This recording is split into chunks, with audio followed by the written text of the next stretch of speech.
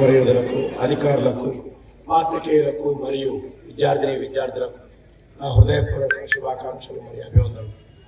దేశమంతటా ఆనందోత్సవాలతో గణతంత్ర దినోత్సవాన్ని పండుగలా జరుపుకునే పర్వదినం ఇది.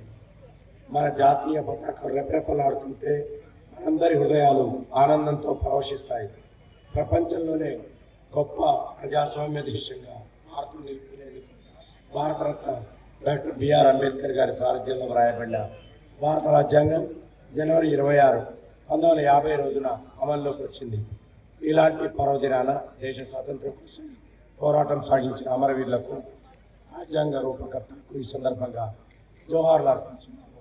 ఈ సందర్భంగా జిల్లాలో అమలు చేస్తున్న వివిధ అభివృద్ధి పథకాలు, సంక్షేమ కార్యక్రమాల ప్రగతిని మీకు వివరించడానికి సంతోషిస్తున్నాను. మహాలక్ష్మి మన జిల్లాలో ఇప్పటివరకు ఆర్టీసీ బస్సులలో 1,90,00,000 మహిళా ప్రయాణికులకు 102,79,00,000 రూపాయలతో ఉచిత ప్రయాణం కల్పించబడింది. మహాలక్ష్మి పథకం ద్వారా మహిళా సాధికారత మరియు వంట గ్యాస్ సిలిండర్లను తక్కువ ధరకు అందించాలన్న ఉద్దేశంతో 500 రూపాయలకు ఎల్పిజి సబ్సిడీ సిలిండర్ ఇవ్వాలని సంకల్పించి అందులో భాగంగా మన జిల్లాలో 1,27,981 మందిని మహాలక్ష్మి పథకం ద్వారా గుర్తించి 5,56,172 సిలిండర్లు అందజేసి 17 కోట్ల రూపాయల సబ్సిడీ మొత్తాన్ని చరిత్ర సృష్టించినోడు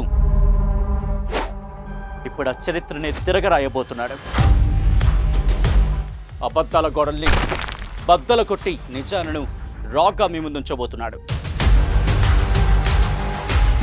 నిజమైన వార్తల కోసం వెంటనే డౌన్లోడ్ చేసుకోండి రా యాప్ని.